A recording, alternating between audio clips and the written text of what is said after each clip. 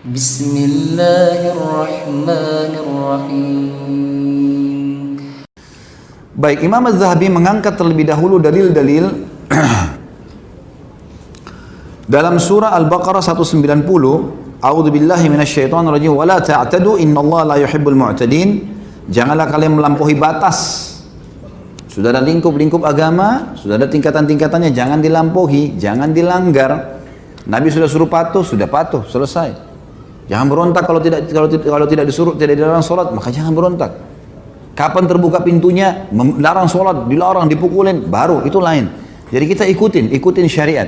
Wala ta'tadu, jangan berlebihan, jangan melampaui batas. Innallaha la yuhibbul mu'tadin. Allah tidak suka orang yang melampaui batas. Dan ingat, orang mukmin faham Allah punya asma'ul husna. Allah itu sami, maha mendengar, Allah itu basir, maha melihat, Allah itu qawi, maha kuat, Allah itu syadidul iqab, azabnya pedih. Gak usah terlalu khawatir. Saya lihat sekarang di Indonesia ini banyak ditakut-takutin ya? Masyarakat Indonesia. Nanti ada orang Cina datang, nanti Indonesia akan direbut. Ini memangnya kerupuk? Gampang direbut. Memangnya kita akan diam kalau mau direbut? Terlalu berlebihan, dibesar-besarin. Nanti akan begini, nanti akan begitu. Artinya boleh kita khawatir, kita punya persiapan apa, kita punya ilmu mengetahui, iya. Tapi sampai umat Islam ini kayak ketakutan sekarang, gitu kan? Seperti negara ini sudah mau dimakan, sudah mau habis semuanya. Emangnya kita tidak bergerak? Bukankah Belanda dulu sudah datang sebelumnya, Jepang datang sebelumnya, sudah habis semuanya? Kuasa Allah Subhanahu Wa Taala, gitu kan? Dan kalau memang betul-betul terjadi mereka mau kudeta, memangnya kita nggak terbuka pintu jihad? Antum nggak mau jihad? Hah? Satu orang yang nyaut, yang lain mana? Nah, percuma jadi laki-laki ya. Mau mestinya gitu kan?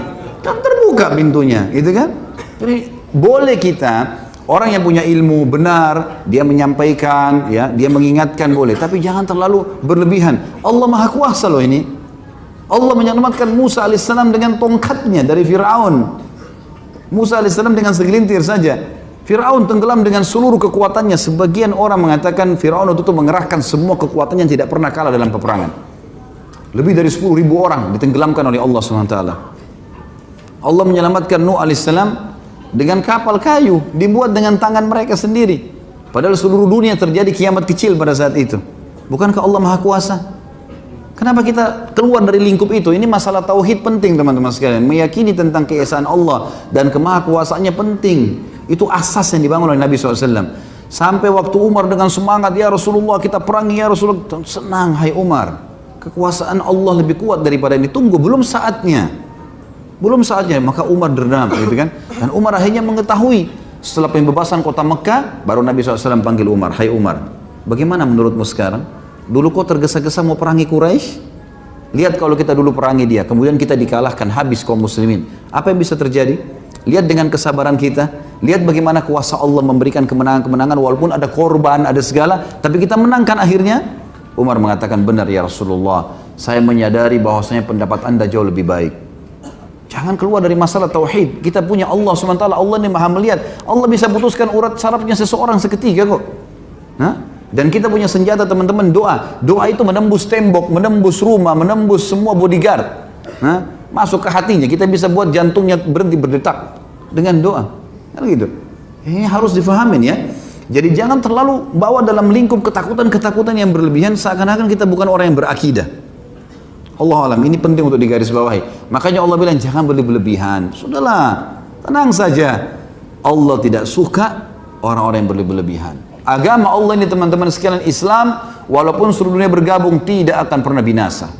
Ini agama, kata Nabi SAW, ya'lu wa la yu'la alai. Agama ini pasti menang dan tidak akan pernah terkalahkan. Pasti, janji Nabi SAW.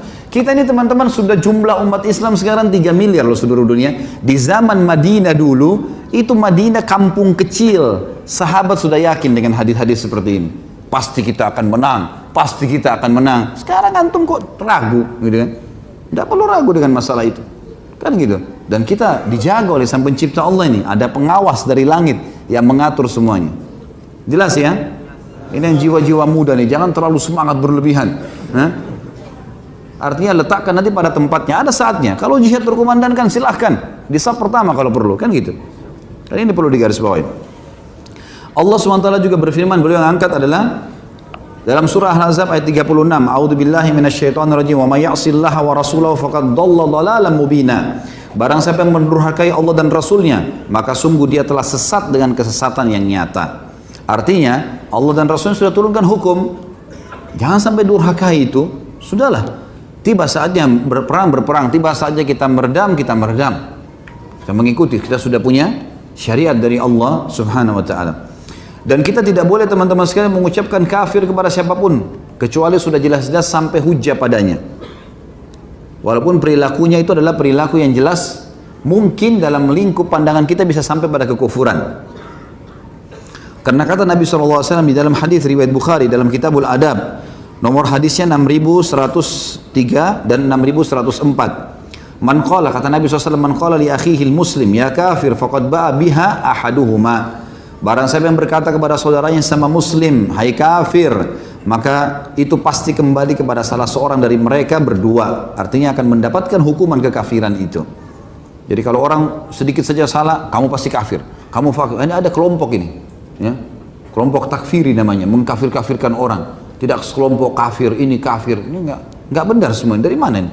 Kekafiran dari mana ini? Enggak boleh. Dan saya sudah bahas panjang lebar di YouTube bahasan kita tentang bedah kitab Nawaqidul Iman, pembatal keislaman, dan saya sampaikan di situ jelas sekali statement para ulama, lebih dari 40 mungkin pendapat ulama yang dari dulu, dari tabi'in dan sampai ulama-ulama yang sekarang, dari mazhab Syafi'iyah, Hanabila, dari Hanafiyah, dari Malikiyah, semua saya sebutkan banyak lingkupnya bahasan masalah itu. Kalau mereka sudah menjelaskan tidak akan dicap seseorang kafir kecuali nyata dia kekafirannya, dia nyatakan saya murtad dari agama, gitu kan? Atau jelas-jelas ada indikasi kekafiran dan sudah disampaikan hujjah padanya, kemudian dia tidak mau terima, maka boleh dicap atau diklaim kafir. Kalau tidak, tidak boleh. Maka tidak boleh kita sembarangan mengkafirkan orang ini hanya karena tidak sekelompok dan dikafirkan, hanya karena tidak ikut kelompoknya, hanya tidak ikut gerakannya. Ini semua tidak benar teman-teman sekalian, harus hati-hati. Dan terdapat riwayat yang banyak tentang ciri dan sifat golongan Khawarij.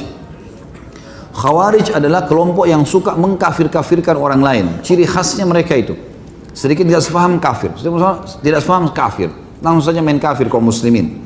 Dan para ulama berbeda pendapat dalam memvonis kafir mereka, karena Nabi SAW telah menyebutkan dalam hadis tentang Khawarij, hadis Bukhari dalam kitab Fadail Quran, disebutkan nomor hadisnya 5057 dan Imam Muslim dalam kitab Az-Zakah nomor 1066. Yamkuruna minad dini kama yamkurus sahmu minar ramiyah aynama lakitumuhum faqtuluhum. Mereka melesat keluar dari agama sebagaimana melesatnya anak panah dari busurnya. Dimanapun kalian mendapati mereka, maka perangilah mereka itu. Maksudnya kaum Khawarij, kalau ada kelompok yang kerjanya cuma terus mengkafir-kafirkan orang kaum muslimin, ini bahkan Nabi suruh perangi kelompok itu. Karena ini berbahaya mereka. Bahkan bisa mengkafirkan istrinya sendiri, anaknya sendiri. Ini saling mengkafirkan di rumah nanti. Ya? Nah, iya. Kalau bisa dikafirkan piring dikafirkan nanti kan. Jadi kalimat kafir nggak boleh diucapkan kan gitu. Kecuali kepada orang yang pasti, nggak boleh sembarangan. Selama dia syahadat nggak boleh dicap kafir.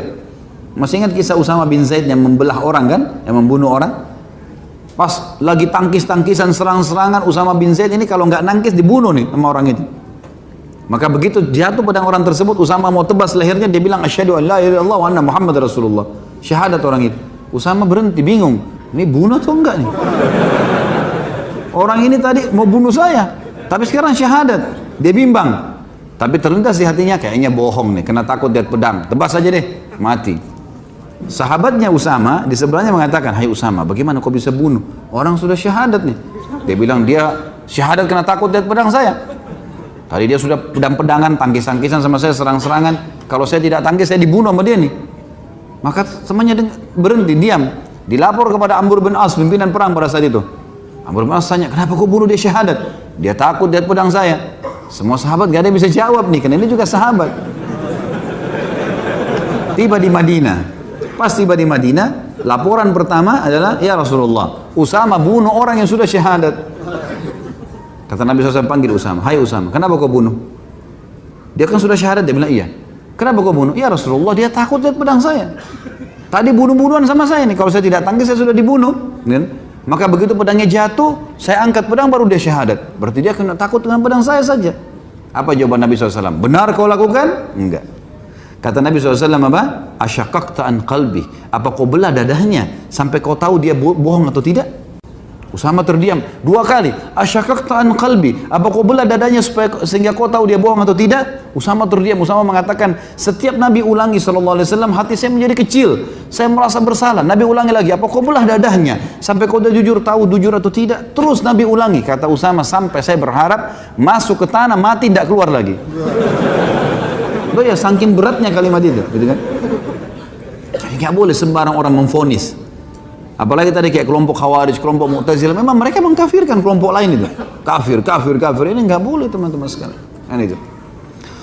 Kemudian dikatakan juga dalam hadis tentang kaum Khawarij yang suka mengkafir-kafirkan orang ini adalah hadis yang disebutkan oleh Tirmidzi dalam kitab Tafsir nomor 3003 dan hadisnya hadis hasan. Kata Nabi SAW, syarru qatli tahta adimis sama khairu qatli man qataluhu.